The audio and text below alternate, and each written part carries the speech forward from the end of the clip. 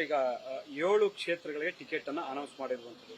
So ಯಾಕಂದ್ರೆ BJP ಮೊದಲು ರಾಜ್ಯದಲ್ಲಿ ಅನೌನ್ಸ್ ಆಗುತ್ತೆ, ಬಿಜೆಪಿ ಜೆಡಿಎಸ್ ಮೈತ್ರಿ ಪಕ್ಷಗಳ ಅಭ್ಯರ್ಥಿ, ಆದ್ರೆ ಕಾಂಗ್ರೆಸ್ ಅದಲ್ಲೇ ಅನೌನ್ಸ್ ಮಾಡಿರುವಂತದ್ದು. ನೋಡಿ, ನಮ್ಮಲ್ಲಿ ಎಲೆಕ್ಷನ್ ಕಮಿಟಿ ಮೀಟಿಂಗ್ ಮೊನ್ನೆ ಆಯಿತು. ಆ ಮೀಟಿಂಗ್ ನಲ್ಲಿ ಪ್ರಥಮ ಹಂತದ ಪಟ್ಟಿಯನ್ನು ಬಿಡುಗಡೆ ಮಾಡಿದ್ದಾರೆ. ಅದರಲ್ಲಿ ಕರ್ನಾಟಕದಲ್ಲಿ ಕೆಲವು ಕ್ಷೇತ್ರಗಳನ್ನ ತೀರ್ಮಾನ ಮಾಡಿ ಅನೌನ್ಸ್ ಮಾಡಿದೀವಿ. ಆದ್ರೆ ನಮ್ಮ ತಯಾರಿಕೆ ನಮ್ಮ ಒಂದು ಇದರ ಪ್ರಕಾರ ನಡ್ಕೊಂಡು ಹೋಗ್ತಾ ಇದೆ. ಇನ್ನು ಎರಡನೇ ಪಟ್ಟಿ, ಮೂರನೇ ಪಟ್ಟಿ ಎಲ್ಲ ಬಿಡುಗಡೆ ಆಗ್ತದೆ. ಎಲ್ಲ ಒಂದೇ ಸಲ ಆಗೋದಿಲ್ಲ. ಅದರಿಂದ ನಾವು ಖಂಡಿತವಾಗಿಯೂ ಕರ್ನಾಟಕದಲ್ಲಿ ಅತಿ ಹೆಚ್ಚಿನ ಸೀಟ್ಗಳಲ್ಲಿ ಗೆಲ್ಲುವಂತ ವಿಶ್ವಾಸ ನಮಗಿದೆ. ಮತ್ತು ಒಳ್ಳೆಯ ರಿಸಲ್ಟ್ ಕಾಂಗ್ರೆಸ್ಗೆ ಬರುತ್ತೆ ಅಂತ ಕೂಡ ನಮ್ಗೆ ವಿಶ್ವಾಸ ಇದೆ. ಸರ್, ಒಂದು ಈಗ ಡಿಸಿಎಂ ಹೇಳ್ತಾ ಇರುವಂತದ್ದು ಕರ್ನಾಟಕದಲ್ಲಿ ಹೆಚ್ಚಿನ ಸ್ಥಾನವನ್ನು ಗೆಲ್ಲಬೇಕು ಅಂತ ಪೂರಕ ವಾತಾವರಣ ಇದೆ, ಹಾಗಾಗಿ ಯಾರಿಗೆ ಟಿಕೆಟ್ ಕೊಟ್ಟರು ಸ್ಪರ್ಧೆ ಮಾಡಲೇಬೇಕು ಅನ್ನುವಂತ ಮಾತನ್ನು ಹೇಳ್ತಿದ್ರೆ ಸಚಿವರಾಗಿರ್ಬೋದು, ಶಾಸಕರಾಗಿರ್ಬೋದು, ಅಂತ ಪರಿಸ್ಥಿತಿ ಇದೆಯಾ ಕಾಂಗ್ರೆಸ್ ಅಲ್ಲಿ? ನೋಡಿ, ನಮಗೆ ಯಾರು ಜನರ ಒಂದು ಮಧ್ಯದಲ್ಲಿ ಒಳ್ಳೆ ಹೆಸರು ತಗೊಂಡಿದ್ದಾರೆ, ಪಾರ್ಲಿಮೆಂಟ್ ಅಲ್ಲಿ ಅವರಿಗೆ ನಾವು ನಿಲ್ಲಿಸಬೇಕು ಅಂತ ಉದ್ದೇಶ. ಅದು ಪಕ್ಷದ ಒಂದು ವರಿಷ್ಠರು ಏನ್ ತೀರ್ಮಾನ ಮಾಡ್ತಾರೆ ಅದರ ಪ್ರಕಾರ ನಾವೆಲ್ಲ ಹೋಗ್ಬೇಕಾಗ್ತದೆ. ಅದು ಮಂತ್ರಿನೇ ಆಗಿರ್ಬೋದು, ಅಥವಾ MLA ಆಗಿರ್ಬೋದು, ಅಥವಾ ಇನ್ಯಾರೇ ಬೇರೆ ಆಗಿರ್ಬೋದು, MLCನೇ ಆಗಿರ್ಬೋದು. ಅಂತಿಮವಾಗಿ ಯಾರು ಗೆಲ್ಲುವಂತ ಅವಕಾಶ ಹೆಚ್ಚಿದೆ ಅಂತವ್ರಿಗೆ ನಾವು ನಿಲ್ಲಿಸಬೇಕು. ಯಾಕಂದ್ರೆ ಇದು ಬಹಳ ದೊಡ್ಡ ಮುಖ್ಯವಾದಂತಹ ಎಲೆಕ್ಷನ್. ಇದು ದೇಶದ ಒಂದು ಭವಿಷ್ಯದ ಪ್ರಶ್ನೆ. ಅದಕ್ಕೋಸ್ಕರ ದೇಶದ ಪ್ರಜಾಪ್ರಭುತ್ವ ಉಳಿಬೇಕಾದ್ರೆ ಇವತ್ತು ಈ ಕೇಂದ್ರ ಸರ್ಕಾರ, ಬಿಜೆಪಿ ಸರ್ಕಾರ ಹೋಗ್ಬೇಕು. ಇದ್ರೆ ಮುಂದಿನ ದಿವಸಗಳಲ್ಲಿ ಕರಾಳ ದಿನಗಳು ಈ ದೇಶಕ್ಕೆ ಬರ್ತದೆ. ಈಗಾಗಲೇ ಬಂದ್ಬಿಟ್ಟಿದೆ. ಅನೇಕ ಹಕ್ಕುಗಳು ಇವತ್ತು ಜನರಿಗೆ ಮೊಟಕಾಗ್ತಾ ಇರತಕ್ಕಂತ ಪರಿಸ್ಥಿತಿ ಆಗೋಗಿದೆ. ಅದರಿಂದ ಇದನ್ನ ಆ ಸಂವಿಧಾನ ಮತ್ತು ಪ್ರಜಾಪ್ರಭುತ್ವದ ಉಳಿವಿಕೆಗೆ ಈ ಚುನಾವಣೆ ಬಹಳ ಮುಖ್ಯ. ಮೋದಿ ಗ್ಯಾರಂಟಿ ಅಂತ ಅವರು ಸ್ಲೋಗನ್. ಅದು ನೋಡಿ, ನಮ್ಮ ಗ್ಯಾರಂಟಿ ಬಗ್ಗೆ ಲೇವಡಿ ಮಾಡ್ತಾ ಇರೋರು ಈಗ ನಮ್ಮ ಪದವನ್ನೇ ಕಾಪಿ ಮಾಡ್ಕೊಂಡಿದ್ದಾರೆ. ಈಗ ಮೋದಿ ಗ್ಯಾರಂಟಿ ಏನ್ ಗ್ಯಾರಂಟಿ ಇದೆ? 10 ವರ್ಷದಲ್ಲಿ ಅವ್ರು ಹಿಂದೆ ಕೊಟ್ಟಿರ್ತಕ್ಕಂಥ ಮಾತುಗಳನ್ನು ಉಳಿಸ್ಕೊಂಡಿಲ್ಲ. ಮತ್ತೆ ಇವಾಗ ಏನ್ ಗ್ಯಾರಂಟಿ ಕೊಡೋದು? ಅವಾಗ ಕೊಟ್ಟಿರ್ತಕ್ಕಂಥ ಗ್ಯಾರಂಟಿಗಳನ್ನೆಲ್ಲ ಅವರೆಲ್ಲ ಅನುಷ್ಠಾನ ಮಾಡಿದಾರಾ? ಅದನ್ನ ಅವ್ರು ಏನು ಆಶ್ವಾಸನೆ ಕೊಟ್ಟು ಯಾವುದು ಮಾಡಲಿಲ್ಲ. ಈಗ ನಾವು ಹೇಳಿರ್ತಕ್ಕಂಥ ಗ್ಯಾರಂಟಿಗಳು ನಾವು ಮಾಡಿದ್ದೇವೆ. ನಮ್ಮ ಗ್ಯಾರಂಟಿ ಬಗ್ಗೆ ಮೋದಿ ಅವರು ಏನ್ ಮಾತಾಡಿದ್ರು? ಈಗ ನಮ್ಮ ಪದವನ್ನೇ ಅವರೇ ಕಾಪಿ ಮಾಡ್ತಾವ್ರೆ. ಸೊ ಒಂದ್ ಕಡೆ ನಾವು ಮಾಡಿದಾಗ ಅದನ್ನ ಲೇವಡಿ ಮಾಡೋದು, ಅವರು ಮಾಡಿದಾಗ ಅದನ್ನ ನಂಬೇಕಾ? ನಾವು ಮಾಡಿ ತೋರಿಸಿದ್ದೇವೆ. ಮೋದಿ ಅವ್ರ ಗ್ಯಾರಂಟಿ ಏನೂ ಇಲ್ಲ. ಏನ್ ಗ್ಯಾರಂಟಿ ಇದೆ ಅವ್ರದ್ದು? ಉದ್ಯೋಗ ಕೊಟ್ರ, ಅಥವಾ ಬೆಲೆ ಏರಿಕೆಗೆ ನಿಯಂತ್ರಣ ಮಾಡಿದ್ರ, ವಿದೇಶದ ಹಣವನ್ನು ವಾಪಸ್ ತಗೊಂಡ್ ಬಂದ್ರ, ರೈತರ ಆದಾಯ ದುಪ್ಪಟ್ಟು ಮಾಡಿದ್ರ, ಎಷ್ಟು ಅವರು ಕೊಟ್ಟಿನ ಮಾತುಗಳ ಪ್ರಕಾರ ಭರವಸೆ ಉಳಿಸ್ಕೊಂಡಿದ್ದಾರೆ. ಸೊ ಇದು ಖಂಡಿತವಾಗಿಯೂ ಜನ ಇದಕ್ಕೆಲ್ಲ ಮೋಸ ಹೋಗಬಾರದು.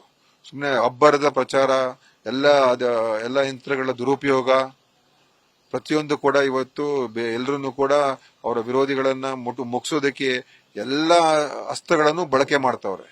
ನಮ್ಮ ಇರುವಂತ ಕಾಂಗ್ರೆಸ್ ಪಕ್ಷದ ಇರುವಂತ ದುಡ್ಡನ್ನೇ ಐಟಿಗೆ ಈ ಸಂದರ್ಭದಲ್ಲಿ ಕಿರುಕುಳ ಕೊಟ್ಟು ನಮಗೆ ನಮ್ಮ ದುಡ್ಡನ್ನೇ ನಮ್ಮ ವಾಪಸ್ ತಗೊಳ್ತಕ್ಕಂಥ ಒಂದು ಕೀಳ ಮಟ್ಟದ ಈ ಮಟ್ಟಕ್ಕೆ ಹೋಗ್ತಾರೆ ಅಂತ ಹೇಳಿದ್ರೆ ನಾವೆಲ್ಲ ನೋಡಿದ್ದೇವೆ ಯಾವ ರೀತಿ ಆಗ್ತಾ ಉಂಟು ಅಂತ. ಸೊ ಇದಕ್ಕೆ ನಾವು ಖಂಡಿತ ನಾವೆಲ್ಲರೂ ಜವಾಬ್ದಾರಿತ್ವ ನಡ್ಕೋಬೇಕು ಈ ಸಂದರ್ಭದಲ್ಲಿ. ಬೆಂಗಳೂರು ಗ್ರಾಮಾಂತರ DK ಸುರೇಶ್ ಅವ್ರನ್ನ ಕಟ್ಟಿ ಹಾಕ್ಲೇಬೇಕು ಅನ್ನೋ ನಿಟ್ಟಿನಲ್ಲಿ ಮಂಜುನಾಥ್ ಅವ್ರನ್ನ ಕಣಕ್ಕಿಳಿಸ್ತಿದ್ದಾರೆ. ನೋಡಿ, ಅದು ಅವರು ಯಾರು ನಿಲ್ಸಾರೋ ನಮಗೆ ಗೊತ್ತಿಲ್ಲ. ನಮಗೆ ಅಂತೂ ಅದ್ರ ಬಗ್ಗೆ ಏನ್ ಭಯ ಏನಿಲ್ಲ. ಅವ್ರು ಯಾರನ್ನಾದ್ರೂ ನಿಲ್ಲಿಸಬಹುದು, ಅವ್ರಿಗೆ ಬಿಟ್ಟಿರುವಂತದ್ದು. ಡಾಕ್ಟರ್ ಮಂಜುನಾಥ್ ಅವ್ರ ಬಗ್ಗೆ ನಮ್ಗೆ ಗೌರವ ಇದೆ. ಅದೇ ಪೊಲಿಟಿಕಲಿ ಬಂದಾಗ ಅದು ಬೇರೆ ಆಗ್ತದೆ.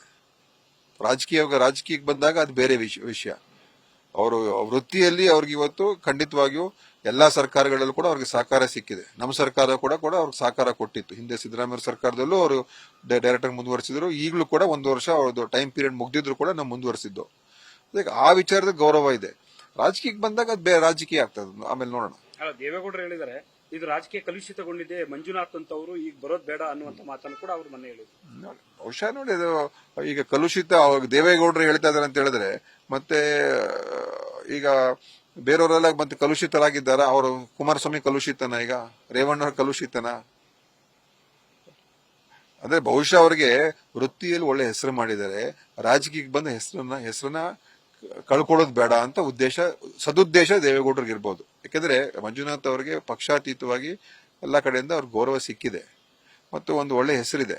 ಅದನ್ನ ರಾಜಕೀಯಕ್ಕೆ ಬಂದು ಅದನ್ನ ಆ ಹೆಸರು ಕಳ್ಕೊಳ್ಳೋದು ಬೇಡ ಅಂತ ಉದ್ದೇಶ ಮಾನ್ಯ ದೇವೇಗೌಡರಿಗೆ ಇರ್ಬೋದು. ಬಿಜೆಪಿ ಜೆಡಿಎಸ್ ಪ್ರಮುಖ ನಾಯಕರು ರಾಜರಾಜೇಶ್ವರ ನಗರದಲ್ಲಿ ಕಾರ್ಯಕ್ರಮ ಇತ್ತು, ರಾಜಕೀಯ ಕಾರ್ಯಕ್ರಮ. ಅದರಲ್ಲಿ ಮಂಜುನಾಥ್ ಅವರನ್ನು ಕೂಡ ಇನ್ವೈಟ್ ಮಾಡಿದ್ರು ಆ ಒಂದು ಕಾರ್ಯಕ್ರಮ. ನನಗೆ ಗೊತ್ತಿಲ್ಲ ಅದ್ರ ಬಗ್ಗೆ. ಸರ್, ಈಗ ದಲಿತ CM ಅನ್ನುವಂಥದ್ದು ಮತ್ತೆ ಈಗ ಯಾಕಂದ್ರೆ ಇವ್ರು ಹೇಳಿದ್ದಾರೆ ಮಹಾದೇವ್ ಅವರು ಅಥವಾ ಪ್ರಸ್ತುತತೆ ಇದೆಯಾ ಈಗ? ನೋಡಿ, ಒಂದು ಒಂದು ಖಂಡಿತವಾಗಿ ಕರ್ನಾಟಕದಲ್ಲಿ ಯಾವ್ದಾರ ಒಂದು ಸಂದರ್ಭದಲ್ಲಿ ಒಂದು ದಿವಸ ದಲಿತ ಒಬ್ರು ಮುಖ್ಯಮಂತ್ರಿ ಆಗುವಂತದ್ದು ಆದ್ರೆ ಬಹಳ ನಮ್ಗೆಲ್ರಿಗೂ ಸಂತೋಷನೇ. ಹಿಂದೆ ಖರ್ಗೆ ಸಾಹೇಬರು ಆಗುವಂತ ಅವಕಾಶ ಬಂದಿತ್ತು. ದುರ್ದೈವ ಅವತ್ತು ನಮ್ಗೆ ಹೆಚ್ಚು ಸೀಟ್ ಗೆಲ್ಲಿಲ್ಲ, ಇಲ್ಲದ್ರೆ ಅವತ್ತೇ ಖರ್ಗೆ ಅವರು ಮುಖ್ಯಮಂತ್ರಿ ಆಗಿರೋರು. ಆದ್ರೆ ಅದೊಂಥರ ಆ ಇಡೀ ಜನಾಂಗಕ್ಕೂ ಕೂಡ ಒಂದು ಸ್ಫೂರ್ತಿ ಆಗ್ತದೆ ಮತ್ತು ಒಂದು ಸಾಮಾಜಿಕ ನ್ಯಾಯಕ್ಕೆ ಒತ್ತು ಕೊಡುವಂಥದ್ದು.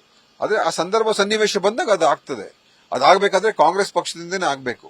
ಬೇರೆ ಪಕ್ಷದವರು ಅವರಿಗೆ ಈ ಹಿಂದುಳಿದ ದಲಿತ ಅಲ್ಪಸಂಖ್ಯಾತರು ಎಲ್ಲೂ ಕೂಡ ಮುಂಚೂಣಿಯಲ್ಲಿ ಅವ್ರನ್ನ ನಾವು ನೋಡಕ್ ಆಗೋದಿಲ್ಲ. ಕರ್ನಾಟಕದಲ್ಲಿ 28ರಲ್ಲಿ ಎಷ್ಟು ಸ್ಥಾನ ಕಾಂಗ್ರೆಸ್ ಗೆಲ್ಬೇಕು ಸರ್? ನಮಗೆ 20ರಿಂದ 25 ಗೆಲ್ತೀವಿ. 20ರಿಂದ 25 ಗೆಲ್ತೀವಿ. ತುಂಬಾ ಕಾನ್ಫಿಡೆನ್ಸ್. ಹೌದು, ಚೆನ್ನಾಗಿದೆ ವಾತಾವರಣ. ಗ್ರೌಂಡ್ ಲೆವೆಲ್ ಅಲ್ಲಿ ವಾತಾವರಣ ಚೆನ್ನಾಗಿದೆ. ಗ್ಯಾರಂಟಿ ಕೈ ಹಿಡಿಯುತ್ತೆ ಅನ್ನೋ ಗ್ಯಾರಂಟಿನೂ ಕೈ ಹಿಡಿತದೆ. ಮತ್ತೆ ದೇಶದ ಒಂದು ಯಾವ ಪರಿಸ್ಥಿತಿ ಇವತ್ತು ಮೋದಿ ನಿರ್ಮಾಣ ಮಾಡ್ತಾ ಇದ್ದಾರೆ ಅದ್ರ ಬಗ್ಗೆನೂ ಜನ ಸೂಕ್ಷ್ಮವಾಗಿ ನೋಡ್ತಾ ಇದ್ದಾರೆ. ಮೋದಿ ಮತ್ತೆ ರಾಜ್ಯದಲ್ಲಿ ಬಿರುಸಿನ ಪ್ರಚಾರಗಳನ್ನ ಮಾಡ್ತಾರೆ. ಅದು ಅವ್ರು ಮಾಡ್ಲಿ, ಅದು ಮಾಡಬಾರ್ದು ಅಂತ ಹೇಳಲ್ಲ. ಆದ್ರೆ ನೋಡಿದೀವಲ್ಲ ಹಿಂದೆ ಎಲ್ಲ ಏನೇನಾಯ್ತು ಅಂತ. ನ್ಯೂಸ್ ಫಸ್ಟ್ ನಿರ್ಭೀತಿಯಿಂದ ನಿಮ್ಮ ಪರವಾಗಿ.